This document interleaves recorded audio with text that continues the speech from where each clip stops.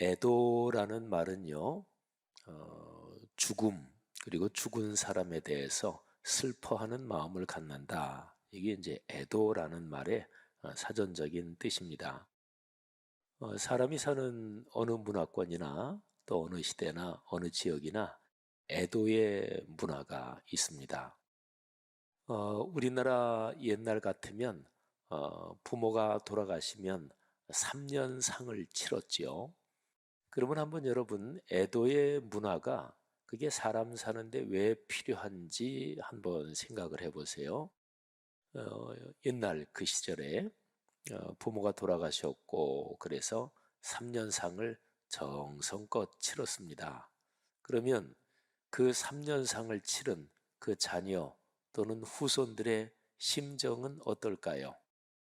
사람은 가족 또는 가까운 친구나 누가 세상을 떠나면 뭐 특별한 경우 외에는 다 미안합니다. 다 죄송하고 그리고 내가 좀 더 살아계실 때 잘 해드려야 되는데 다 죄송합니다. 그게 이제 보통의 모든 사람이 가지는 공통의 감정입니다. 그거는 인간의 본성입니다. 그러니까 인간이라는 존재는요, 자기하고 가장 가깝게 지내며 산 사람, 뭐 가족 공동체부터 뭐 직계 또는 뭐 반계 또는 뭐 친구 간 어떻든지 간에 가깝게 지낸 사람들하고는 이게 심정이 얽히고 연결이 되고 그래서 인간관계는 그 어떤 다른 뭐 기계적인 관계나 이런 거하고 질적으로 다릅니다. 사람은 하나님의 형상대로 창조된 인격적인 존재이기 때문에 또 그래요. 그러니까 그런 인간관계가 죽음이라는 걸로 해서 이제 살아있는 모습으로는 더 이상 보지 못하잖아요. 그러면 그 충격이 어떤 방식으로든지 살아있는 사람에게 그 충격, 여파가 미칩니다. 우리말에 산 사람은 살아야지 뭐 이런 말이 있죠. 제 아무리 힘들고 또 어렵고 그리고 참 딱한 그런 상을 당했고 또 그렇게 가족이나 누가 죽음을 당했어도 그래도 살아있는 사람은 살아야지 하는 말이잖아요. 그러니까 애도의 문화는 어느 문화권이나 살아있는 사람을 위한 것입니다. 근본적으로는 그렇습니다.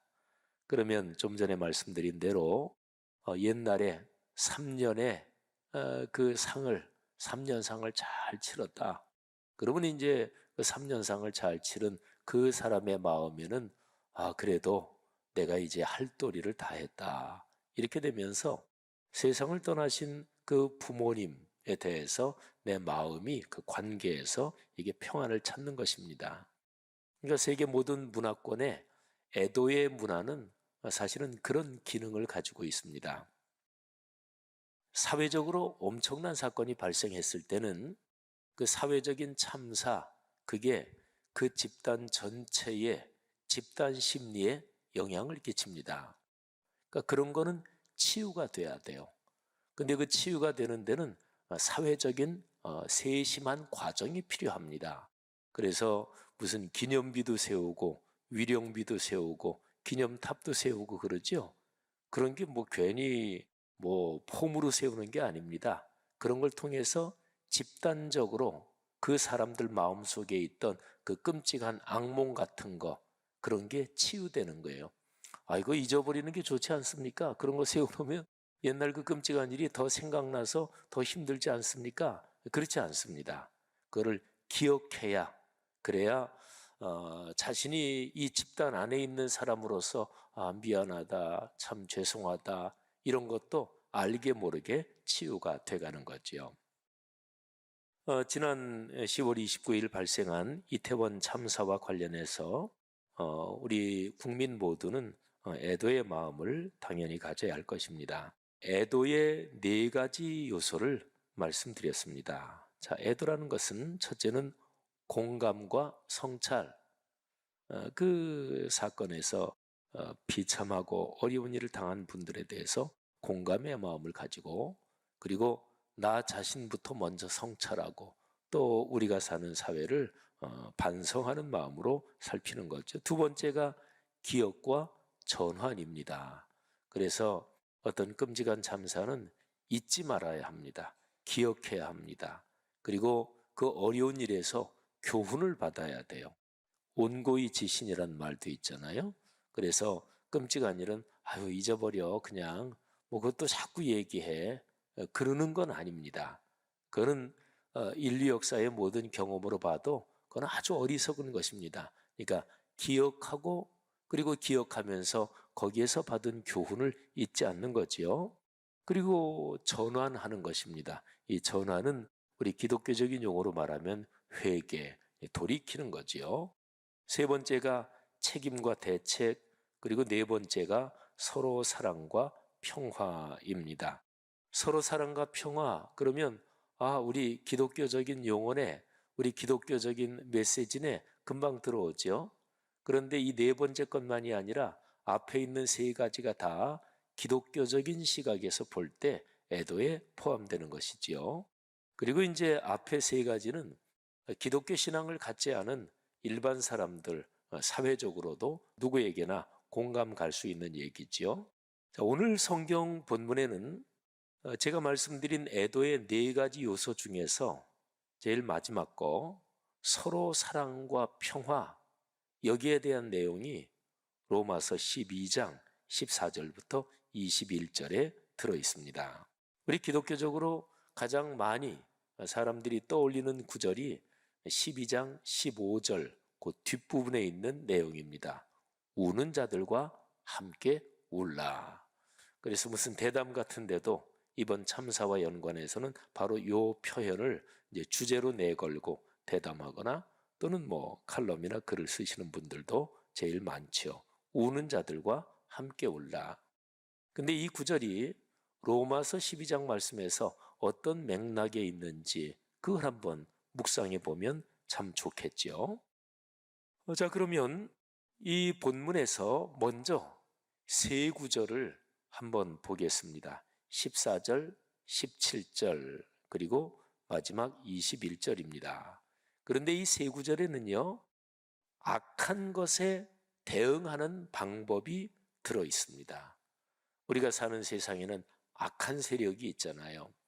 뭐 죽음, 그러니까 재난이나 이런 거는 어떤 인격적인 거는 그런 존재는 아니지만 우리 삶을 위협하는 부정적이고 악하고 우리가 싫어하는 것들이잖아요. 그런 것까지 포함해서 성경에서는 그런 재난이나 뭐 참사나 그런 걸 일으키는 환경 상황을 인격적인 그런 존재로 그렇게 생각을 하는 그런 표현도 많이 있어요. 아무튼요, 악한 것, 우리의 삶의 건강한 인생 여정을 위협하는 거, 그런 거에 어떻게 대응해야 되나? 근데 그 대응하는 방법이 14, 17, 21절 거기에 들어 있습니다. 그런데 이 세 구절에는 각 구절마다 부정형 명령, 그러니까 이러이러한 것 하지 말아라, 부정형 명령이 들어있고요. 그 다음에 긍정형 명령, 이러이러한 것을 해라, 이렇게 해라, 이렇게 두 개가 다 들어있습니다. 자, 그러면 먼저 세 구절에서 부정형 명령을 한번 보겠습니다. 자, 제가 14절부터 21절까지 왼쪽에는 절수를 쭉 다 적어놨어요. 그리고 우리가 지금 세 절만 보는 거니까 세 절만 이렇게 표시해놨고, 그리고 세 절 안에서도 부정형 명령, 이거를 제가 굵은 글씨로 강조했고, 그리고 밑줄까지 쳐놨지요. 자, 14절의 부정형 명령은 무엇인가요? 저주하지 말아라. 그러니까 어려운 일 당했을 때 또는 참사, 뭐 자연 재난이든 사람이 잘못해서 당하는 인재든 간에 하여간 어떤 어려운 상황을 당했을 때 어떤 대상, 어떤 사람을 저주하지 말아라 하는 거죠. 그 다음에 17절에도 그런 맥락의 말씀이 부정형 명령으로 있죠. 아무에게도 악을 악으로 갚지 말아라. 자, 그리고 21절에 보면 악에게 지지 말라. 근데 21절이 결론입니다. 그러니까 저주하지 말아라. 악을 악으로 갚지 말아라. 그게 바로 악에게 지지 않을 수 있는 방법이에요. 그러니까 어떤 상황 속에서, 이건 개인적으로도 그렇고요, 집단적으로도 그렇습니다. 내가 누구하고 사이가 안 좋다, 누구에게 되게 당했다. 그때 강하게 그 사람을 저주하고, 그래, 너 두고 보자, 당한 대로 갚아준다. 그러니까 악을 악으로 갚잖아요. 그러면 악에게 지는 거예요. 자, 아무튼 세 가지 부정형 명령: 저주하지 말라, 악을 악으로 갚지 말아라, 악에게 지지 말아라.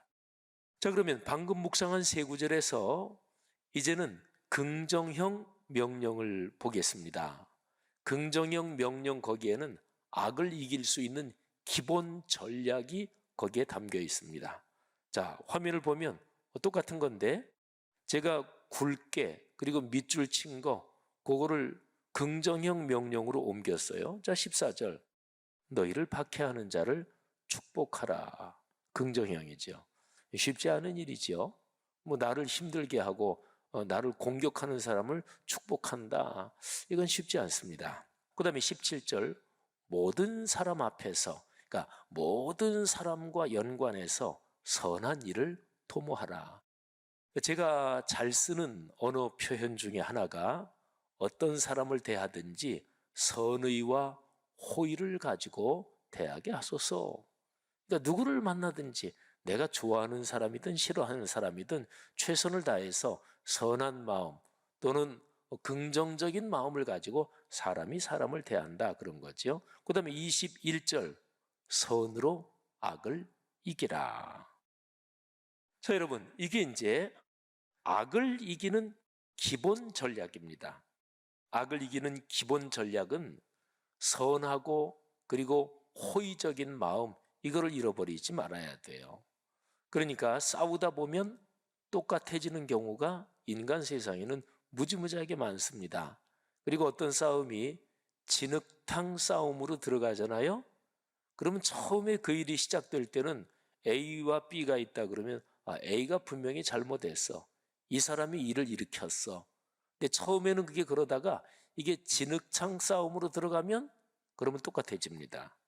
그러니까 아주 중요한 것이, 어떤 어려운 일을 당했을 때, 또 힘든 일을 당했을 때 내 마음을 지키는 게, 마음과 영혼을 지키는 것이 아주 중요합니다. 자, 그러면 악을 이기는 기본 전략, 그거는 이제 말씀드렸잖아요.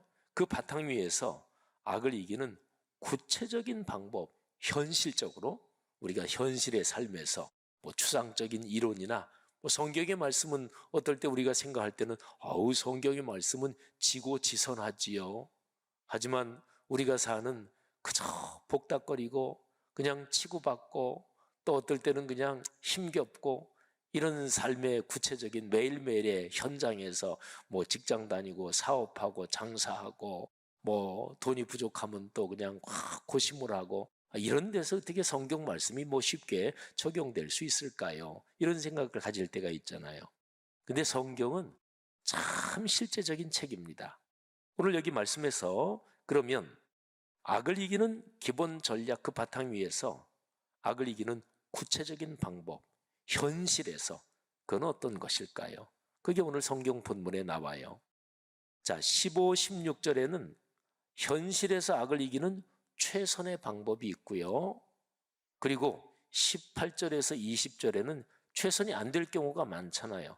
그때 차선의 방법이 기록되어 있습니다. 자, 먼저 최선의 방법을 보겠습니다. 자, 15, 16절에 여기에 나오는 최선의 방법은 이런 단어로 요약될 수 있습니다. 공감하고 포용하고 연대하는 것입니다. 자, 15절 말씀에 저 유명한 구절이 그런 거예요. 즐거워하는 자들과 함께 즐거워하고 우는 자들과 함께 울라.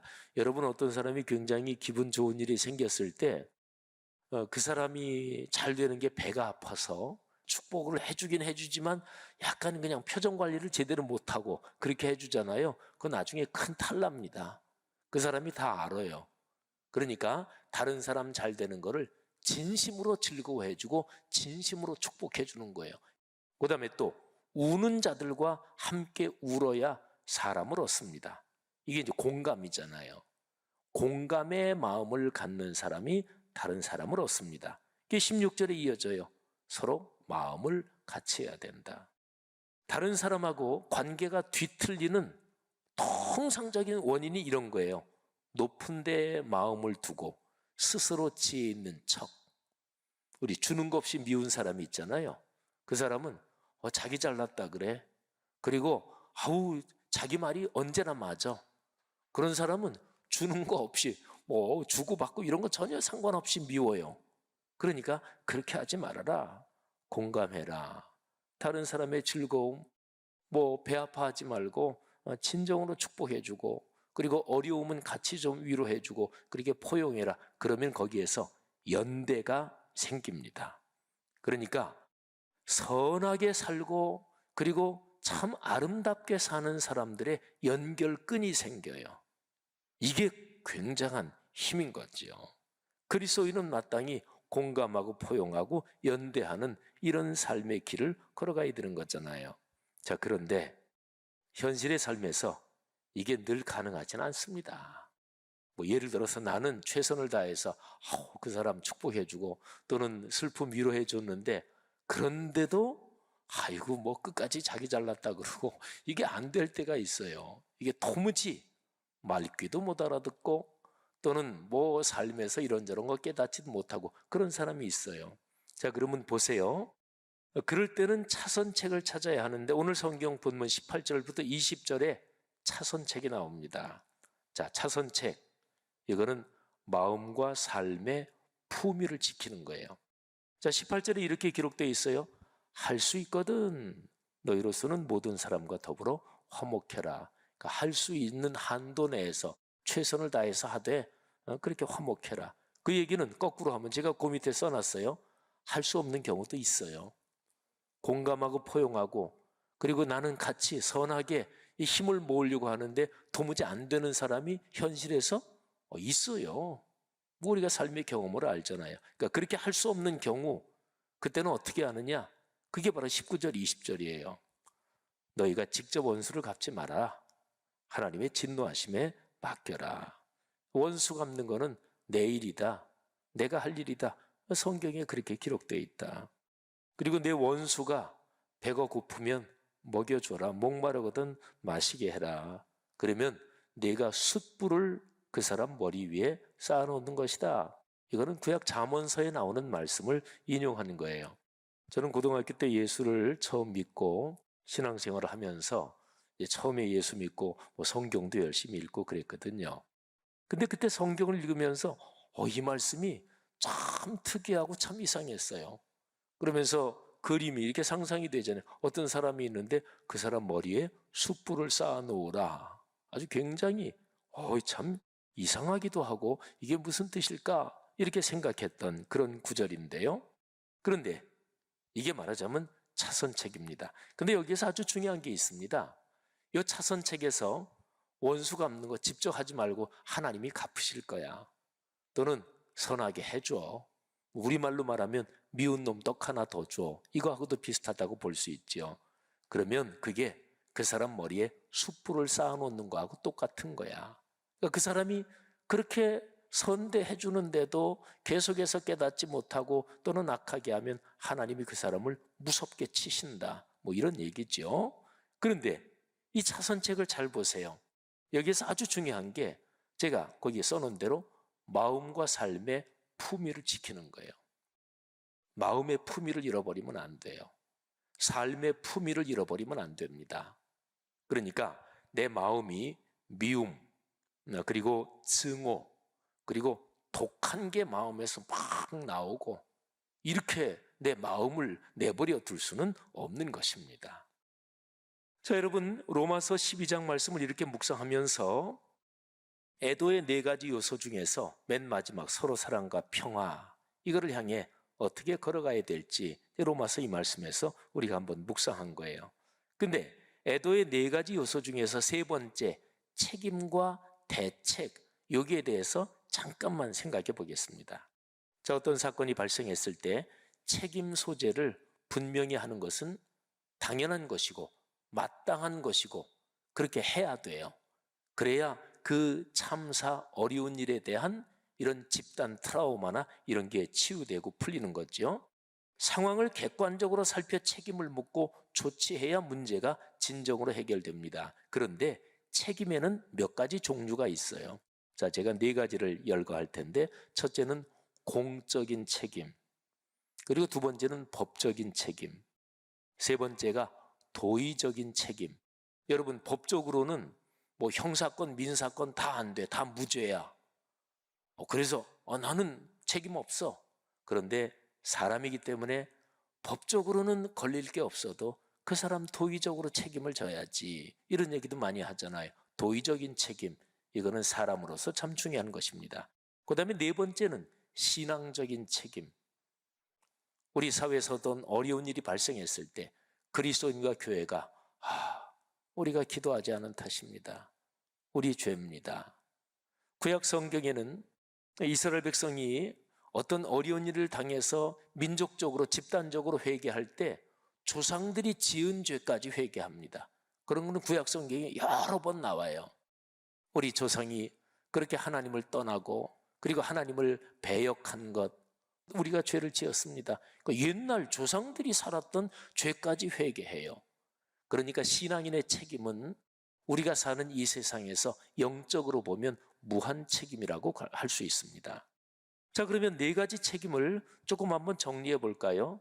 자, 공적인 책임은 이런 거예요. 정치적인 책임, 직위에 따른 품위를 가지고 책임을 지는 거예요. 옛날에 왕이 있던 시절에 우리 역사에서는 가뭄이 들었다.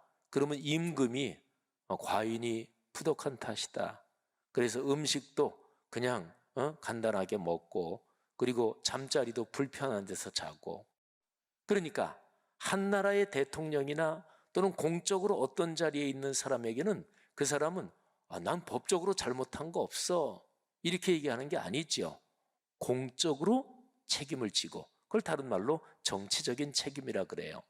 그래서 서양 역사에서 노블리주 오블리제 하는 그 말이 그건 거예요.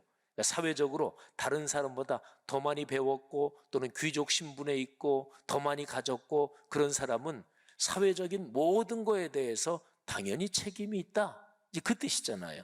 이게 바로 공적인 책임이요. 또 우리 사회에서 많이 쓰는 말로는 정치적인 책임이에요. 그러니까 공적인 책임 의식이 없는 사람은 사실은 공인의 자격이 없는 거지요. 그 다음에 두 번째는 법적인 책임이에요. 이거는 인과관계의 책임입니다. 법은 그렇잖아요. 그죠?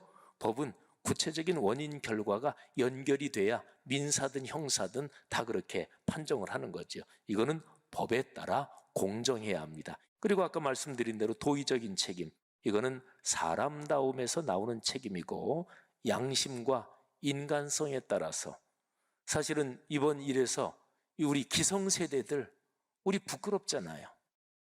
이번 일에서 어른들은 다 부끄러운 거예요. 우리의 젊은 세대들이 제대로 숨쉬고 살아갈 수 있는 공간을 마련해 주지 못하니까. 근데 한국교회는 너무나 우리 교회 안에만 관심이 있어요. 우리 교회 숫자 늘어나는 거, 우리만 관심이 있어. 이 사회적인 모든 거를 끌고 가는데 한국교회가 너무나 미숙한 거예요. 아무튼 도의적인 책임, 그리고 말씀드린 대로 신앙적인 책임, 그리스도인다움에서 나오는 책임이고, 그리고 하늘아버지의 심정으로 오늘의 세계를 바라보면서 책임을 느끼고 또 기도하고 또 그렇게 헌신하며 살아가는 거지요. 적어도 우리 그리스도인은 이 참사를 신앙적인 시각으로 어떻게 봐야 되지? 또 성경은 뭐라고 말씀하는 거지? 이런 거를 잘 정리할 필요가 있는 거지요. 하나님께서 오늘날 우리 한국 사회에서 그리스도인과 교회가 성경 말씀에서 가르치신 그 가르침에 따라서 이 사회 전체에 대해서 하늘아버지의 마음으로 끌어안으며, 그리고 이태원 참사 그 상황이 잘 해결될 수 있는데 교회와 그리스도인이 중요한 역할을 하고 또 잘 섬기기를 주의 이름으로 축원합니다. 인생 여정 걸어가는데 우리 교회 성도 여러분들, 하나님께서 악한 자 만나지 않게 하시고 사고 참사에서 지켜주시기를 주의 이름으로 축원합니다. 주기도문에 악에 빠지지 않고 이 표현이 있죠. 그건 다르게 번역하면 악한 자를 만나지 않게 하시고 이렇게도 번역할 수 있어요. 그러니까 악에 빠지지 요 악을 인격화시켜서 악한 자를 만나지 않게 하시고, 그 헬라어는 그렇게도 번역할 수 있거든요. 하나님이 여러분의 삶을 지키시고 또 우리 사회를 지키시기를 주님의 이름으로 축원합니다.